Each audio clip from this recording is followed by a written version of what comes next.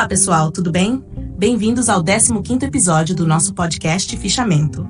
Hoje vamos continuar nossa jornada pelas ideias instigantes de Noam Chomsky.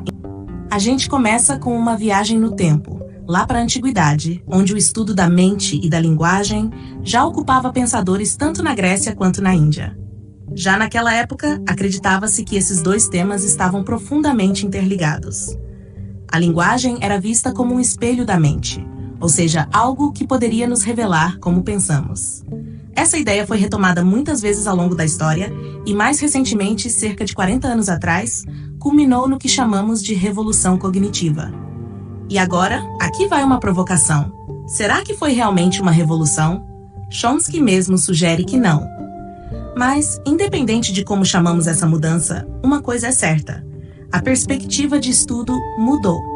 Em vez de focar apenas no comportamento e nos produtos desse comportamento, como os textos, por exemplo, começamos a olhar para o que está acontecendo dentro da nossa mente. Quais processos internos nos levam a agir de determinada forma? Como nossas capacidades biológicas influenciam isso? Esse episódio é sobre essa mudança de foco, sobre como o estudo da linguagem se transformou e o impacto que isso teve no nosso entendimento da mente humana. Então, se acomode e vamos explorar juntos mais as reflexões provocadoras de Chomsky. Prontos? Vamos lá! Sabe que aquela época, lá pelo século XVI, onde o mundo parecia estar se redescobrindo? Pois é, podemos chamar esse período de a primeira revolução cognitiva. Se hoje falamos de revoluções tecnológicas e de inteligência artificial, naquela época a coisa era bem diferente e parecida ao mesmo tempo. Naquele tempo, a ciência dava seus primeiros passos em se libertar das crenças e tradições antigas. A visão de mundo mecanicista de Descartes, por exemplo, influenciou profundamente essa mudança. Ele propôs que o mundo, e até mesmo o ser humano, poderia ser visto como uma máquina complexa. A questão era, até que ponto o ser humano era só isso, uma máquina mais complicada? Naquela época, os autômatos, aquelas máquinas impressionantes que imitavam vida, causavam espanto. Hoje, os computadores desempenham esse papel, provocando reflexões semelhantes. O que nos diferencia das máquinas? É uma pergunta antiga, que vem sendo feita por séculos. Descartes e seus contemporâneos estavam no meio dessa discussão. Eles achavam que, por mais sofisticada que fosse uma máquina, ela nunca poderia imitar uma característica única dos seres humanos: a linguagem criativa. As máquinas podem seguir regras, mas os humanos conseguem inovar e criar frases e ideias nunca ditas antes. Isso era para eles o que nos separava dos autômatos.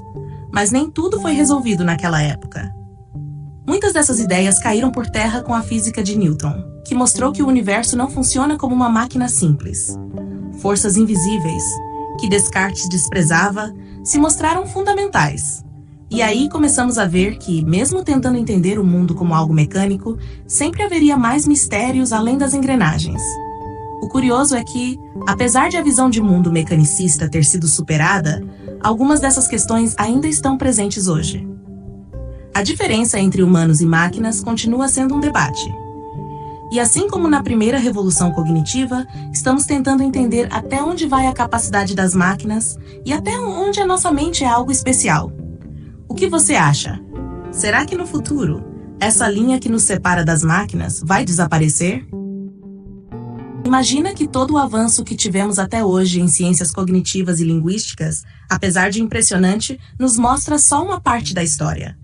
Por um lado, temos esse conceito fascinante de uso infinito de meios finitos, como a capacidade que nosso cérebro tem de criar infinitas combinações a partir de um repertório limitado. Mas, se pararmos para pensar, isso resolve apenas metade da questão. E a outra metade, aquela que envolve o real motivo pelo qual escolhemos dizer uma coisa e não outra. Esse ainda é um mistério. Pensem como a ciência já avançou na compreensão de outras áreas, como a visão e o movimento. Sabemos muito sobre os mecanismos que fazem nossos olhos enxergarem ou nosso corpo se mexer. Mas quem está perguntando o porquê de alguém querer olhar para o pôr do sol ou pegar uma fruta? No fundo, o que falta aqui é a pergunta sobre o propósito por trás dessas ações, algo muito mais subjetivo e que talvez a ciência não esteja pronta para responder. A mesma coisa vale para a linguagem. Temos hoje teorias que explicam como formamos frases e atribuímos significados, mas não tocam no mistério de por que escolhemos falar o que falamos. Platão, lá atrás, já se perguntava como as pessoas adquirem conhecimento. E sua resposta? Que o conhecimento vem de uma vida anterior. Pode soar meio esquisita hoje, mas ela não estava tão longe da verdade. O que ele tentava dizer, de certa forma, é que existe algo dentro de nós que já traz essa estrutura de conhecimento pronta, como se fosse algo inato. E a biologia moderna só veio reafirmar isso, com a ideia de que parte do que somos vem da nossa herança genética, quase como se carregássemos memórias de outras eras. Esse debate continua vivo. Ainda estamos tentando descobrir de onde vem esse conhecimento inato e como ele se conecta com a experiência. E no fundo, a resposta pode estar na interseção entre ciência, filosofia e biologia. O fascinante é que, quanto mais avançamos, mais percebemos que estamos apenas começando a compreender a complexidade da mente humana. O que fica claro é que, apesar de todo o progresso que fizemos em entender o funcionamento da mente e da linguagem, ainda há muito que não sabemos, especialmente sobre o que motiva as escolhas que fazemos, as palavras que dizemos e as decisões que tomamos. E talvez esse seja o verdadeiro desafio: desvendar o que está além dos mecanismos, explorando as razões e os mistérios que ainda nos escapam. Vamos falar sobre a chamada Segunda Revolução Cognitiva, que, de certa forma, trouxe à tona antigas questões da nossa tradição cultural, mas agora com uma roupagem mais moderna. Essa mudança nos afastou do foco em comportamento e em análises de textos, aquelas típicas abordagens comportamentalistas e estruturalistas, e, em vez disso, nos aproximou do estudo da mente, dos estados mentais e das propriedades que afetam como pensamos e agimos. Ou seja, passamos a olhar para a linguagem não só como um conjunto de palavras e textos, mas como algo mais profundo, conectado ao nosso próprio funcionamento mental. Antes, o que interessava era o comportamento e os textos. Agora, essas coisas se tornaram apenas mais um conjunto de informações entre tantas outras, como as atividades elétricas do cérebro. Não dá para dizer de antemão quais dessas informações vão nos levar a entender de fato como a mente funciona, ou de onde vêm as capacidades naturais que nos permitem usar a linguagem. Talvez uma resposta esteja naquilo que chamamos de intuições linguísticas, aquelas percepções quase instintivas sobre a linguagem, que, apesar de importantes, são só parte do quebra-cabeça. O que é interessante aqui é que essa revolução cognitiva não se limita a uma simples reorganização do que já conhecíamos.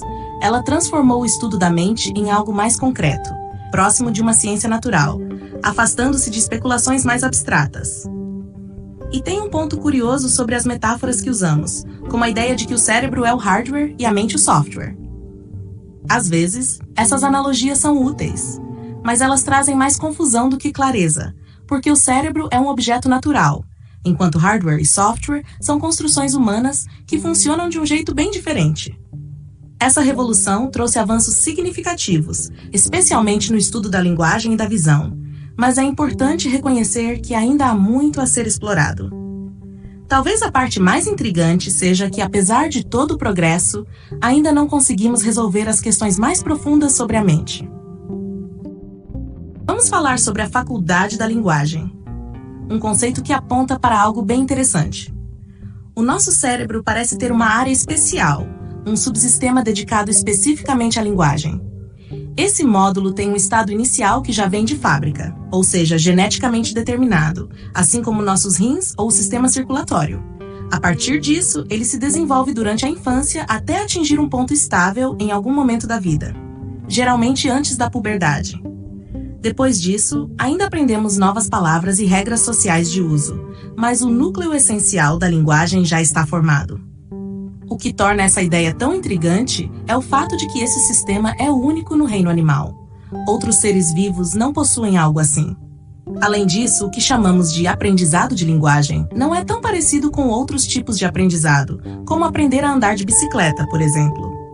Parece mais com o crescimento de um órgão do corpo, algo natural, que ocorre sem muito esforço consciente. Esse sistema que desenvolvemos na mente não só gera as palavras que falamos, mas também determina como elas são organizadas e como fazem sentido. Mas para que a comunicação funcione entre duas pessoas, os estados desse sistema precisam ser similares. Quando eu falo e você ouve, O som que sai da minha boca estimula seu cérebro, que tenta construir uma imagem ou uma estrutura simbólica do que eu estou dizendo. Se nossos sistemas são parecidos o suficiente, você me entende. Só que essa compreensão nunca é 100% perfeita. Está sempre no campo do mais ou menos. A questão interessante aqui é: como exatamente processamos a linguagem? Existe a ideia de que a mente tem uma espécie de analisador, um mecanismo que transforma o que ouvimos em algo que conseguimos entender. Esse analisador é específico para a linguagem que falamos. Ou seja, se você entende português, seu analisador acessa o conhecimento que você tem dessa língua, e não de japonês, por exemplo. Só que esse processo não é tão simples quanto parece. Às vezes o analisador falha. Você já parou para pensar em expressões como quase bateu? Não dizemos quase falhou, mesmo que o sentido seja o mesmo. Esses fracassos na análise da linguagem são fascinantes, porque nos mostram que o sistema não é tão eficiente quanto achamos. O que nos dá a impressão de que tudo funciona rápido e sem esforço é o fato de que usamos as partes da linguagem que já dominamos bem, tanto para falar quanto para entender. E aí fica a ilusão de que o sistema foi planejado para ser eficiente. Mas na realidade, grandes pedaços da linguagem são inutilizáveis, mesmo que tenham som e significado claros. No fim das contas, essa ideia de que tudo no corpo está perfeitamente adaptado às suas funções é mais um conto de fadas do que uma verdade biológica. Nem mesmo o esqueleto humano é bem modelado, tanto que quase todo mundo sofre com dores nas costas. O mesmo acontece com a linguagem. Não foi feita para ser perfeita, foi feita para funcionar bem o suficiente. Vamos falar sobre problemas de unificação. Calma, eu sei, parece técnico e distante, mas prometo que vai ficar mais interessante do que parece. Imagina o seguinte: temos o cérebro humano, uma máquina impressionante, certo? Agora, como a gente consegue conectar o que acontece lá dentro, em nível celular, com os processos de pensamento e raciocínio? É como tentar unir hardware e software, dois mundos que se complementam, mas também podem parecer desconectados. Esse é o primeiro problema de unificação. Muitos cientistas acreditam que no futuro a gente vai descobrir como tudo se conecta. Mas, será? Pode ser que não consigamos nunca, porque talvez, no fim das contas, o cérebro funcione de forma tão complexa quanto outras partes do corpo, como os rins, por exemplo. A gente pode até entender como cada célula funciona, mas isso não significa que vamos conseguir unificar tudo numa grande teoria sobre a mente. Agora, sobre o segundo problema de unificação. Esse é mais interno. Será que existe uma única ciência da mente? Um sistema que abrange todas as funções cognitivas? Ou será que, assim como o corpo, a mente é formada por módulos, cada um funcionando de maneira independente? É algo para se pensar, porque cada vez mais parece que a inteligência humana não é algo único e uniforme, mas sim composta por várias partes que trabalham juntas. Mas voltando ao primeiro problema, muitos acreditam que a resposta está na neurofisiologia, nas redes de neurônios, talvez. Ou talvez não. Pode ser que a maneira como a gente estuda o cérebro hoje seja limitada, e que uma verdadeira unificação, com base na nossa compreensão atual, seja impossível. E sabe o que é mais curioso? A história da ciência está cheia de exemplos onde as respostas que pareciam inatingíveis foram um dia alcançadas. Então, quem sabe? Existe também uma outra abordagem, mais filosófica, para lidar com esses dilemas. O famoso teste de Turing. Você já deve ter ouvido falar, certo? Aquela ideia de que se um computador consegue enganar uma pessoa a ponto dela achar que está interagindo com outro humano, então podemos dizer que a máquina pensa. Parece simples, mas é uma abordagem cheia de nuances. Agora, será que passar no teste de Turing significa que uma máquina realmente pensa, entende ou resolve problemas da mesma forma que um ser humano? Esse é o ponto. Para alguns, sim. Para outros, isso não passa de uma metáfora estendida, algo como dizer que aviões voam ou que submarinos nadam. Na prática, essas são questões de escolha e decisão, não de fatos. No fundo, a questão de saber se as máquinas pensam é mais uma mudança de linguagem do que uma verdade científica. E assim, voltamos ao ponto inicial. Será que um dia vamos encontrar uma resposta definitiva para os problemas de unificação? Ou vamos continuar lidando com um quebra-cabeça sem solução? Fica aí a provocação. Conhecimento de linguagem, o que as palavras realmente dizem. Vamos falar sobre algo que está presente em nossas vidas, mas que frequentemente passa despercebido: a linguagem. O que sabemos realmente sobre as palavras que usamos todos os dias? Vamos explorar isso de uma maneira simples e provocativa.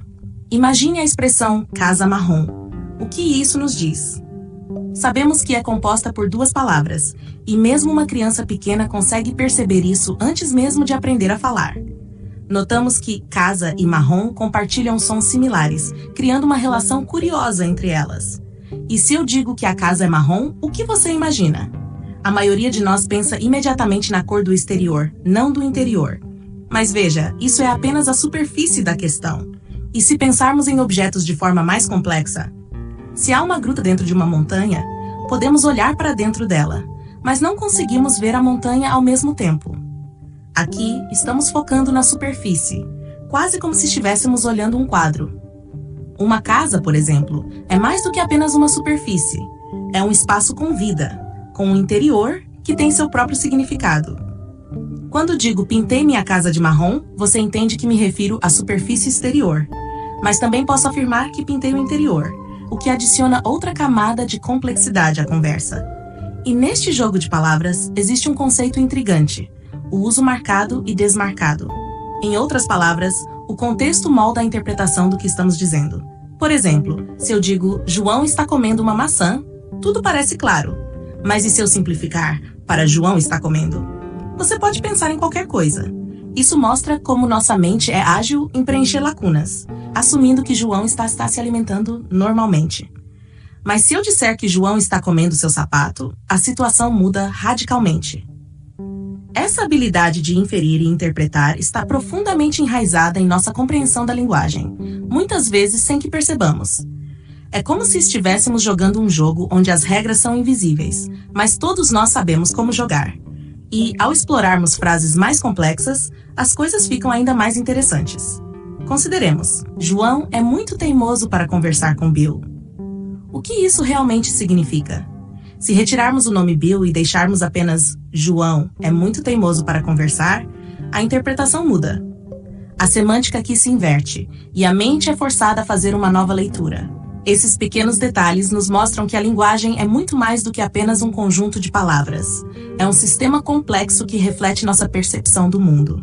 E o que é mais fascinante é que, mesmo sem termos consciência, todos compartilham essa compreensão.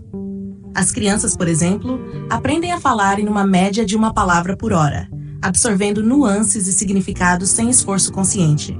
E mesmo assim, quando consultamos dicionários ou gramáticas, encontramos uma visão simplificada da linguagem. Os dicionários não podem capturar a riqueza da semântica ou a complexidade das relações que estabelecemos com as palavras. Eles se concentram no que é útil, mas não no que realmente nos conecta como seres humanos. Portanto, quando falamos sobre a linguagem, estamos falando sobre algo profundamente humano, uma capacidade inata que nos permite construir realidades e significados complexos. O que sabemos sobre palavras e suas nuances não é algo que aprendemos de forma direta. É um reflexo de nossa própria natureza. Assim, ao considerarmos a linguagem, devemos perguntar: como essas pequenas expressões e palavras moldam nosso entendimento do mundo? O que estamos realmente comunicando quando usamos palavras simples? E, mais importante, o que essas complexidades revelam sobre nós mesmos? A linguagem é, sem dúvida, um campo fértil para a descoberta. Ao explorar essas questões, talvez possamos entender melhor não apenas a linguagem, mas a essência da comunicação humana. Vamos imaginar que, ao desvendarmos os mistérios da linguagem, consigamos identificar as nuances e variações entre os idiomas. Chamemos essas variações de parâmetros, elementos que, por meio da experiência, podem ser compreendidos. Se assim for, quem sabe não poderíamos deduzir como funciona o húngaro, o suahili ou qualquer outro idioma, simplesmente estabelecendo o significado desses parâmetros. A aquisição da linguagem, nesse sentido, se tornaria um processo de fixação dessas respostas, um verdadeiro quebra-cabeça, onde cada peça representa uma questão a ser respondida. O que se observa é que, com as condições adequadas, muitas dessas perguntas são respondidas de forma quase intuitiva. Nos últimos anos, esse conceito tem guiado muitos estudos sobre a aquisição de diferentes idiomas, trazendo à tona avanços e, ao mesmo tempo, novos dilemas intrigantes. Agora, se tudo isso estiver se encaminhando da maneira certa, poderíamos concluir que as línguas são, na verdade, relativamente fáceis de aprender. Essa ideia pode parecer surpreendente, mas é fundamental. Para que uma criança se aproprie da língua de sua comunidade, ela deve entender como esses parâmetros funcionam. Uma vez respondidas essas questões, o idioma se revela, do léxico à estrutura. Frases como "João é muito teimoso para conversar" não são algo que aprendemos em um manual. Felizmente, essas construções fazem parte de um dom biológico inato. E quanto ao que é útil ou não na linguagem? O cotidiano nos mostra que utilizamos apenas o que precisamos, mas pesquisas recentes indicam que essa noção de inutilidade pode estar mais profundamente enraizada na própria estrutura da linguagem. Surpreendentemente, parece que a própria natureza dos cálculos linguísticos favorece certas expressões em detrimento de outras. Imagine o ato de formar uma expressão. Ele envolve escolher e combinar palavras do nosso léxico mental, e ao longo desse processo, algumas operações são bloqueadas. Isso significa que, para criar uma frase válida, não estamos apenas utilizando um sistema, mas também seguindo um modelo que é mais vantajoso. Essa ideia nos leva a refletir sobre os desafios da complexidade computacional envolvidos na linguagem. Se não tivermos diretrizes claras, será praticamente impossível determinar o que constitui uma expressão válida. A busca por essas diretrizes é, de fato, um campo repleto de questões fascinantes que estão começando a ser seriamente exploradas. Agora, se essa natureza da linguagem de fato possui essas características favoráveis, surgem novas questões. Poderíamos descobrir que expressões úteis evitam cálculos excessivamente complexos, enquanto as inúteis acabam gerando tais problemas? Estamos apenas começando a entender o suficiente para formular essas perguntas de forma clara, mas ainda estamos longe de respostas definitivas. E mais, há indícios de que as línguas podem ser otimizadas de uma maneira que nos surpreende. A faculdade da linguagem, por exemplo, não opera isoladamente, mas interage com diversos outros componentes da mente, como mecanismos sensoriais e sistemas de pensamento. A forma como a linguagem se insere nesse complexo sistema exige que sigamos certas regras, como a ordem linear na fala, que parece ser uma necessidade imposta pela interação entre os sistemas. Portanto, se conseguirmos identificar algumas propriedades gerais que esses sistemas têm em comum, uma pergunta nos vem à mente: quão bem a linguagem atende às condições impostas por essa interação? Se um arquiteto divino fosse projetar algo para atender a essas exigências, será que a linguagem humana seria a opção ideal? Recentemente, tem se sugerido que a linguagem é surpreendentemente eficaz em atender a essas condições de forma quase ótima. Isso levanta a questão de se a linguagem realmente é um fenômeno único e especial, ou se, na verdade, ainda não compreendemos completamente as semelhanças e nuances de outros sistemas orgânicos. Por fim, sempre existe a possibilidade de que tudo isso seja um mero artefato da nossa observação. Não seria surpreendente se estivéssemos apenas arranhando a superfície de uma realidade muito mais complexa. No entanto, as conclusões que estamos começando a formar são fascinantes, e se estiverem corretas, elas introduzem novos mistérios que se somam aos antigos. É uma jornada de descobertas que apenas começou, e quem sabe onde ela nos levará. E assim, chegamos ao final deste episódio, repleto de questionamentos e reflexões sobre a fascinante natureza da linguagem.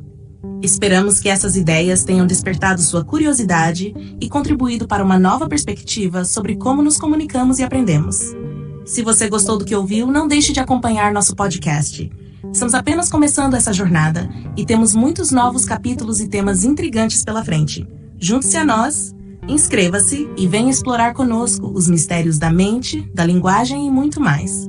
Sua participação é fundamental e queremos ouvir suas opiniões e questionamentos. Até o próximo episódio!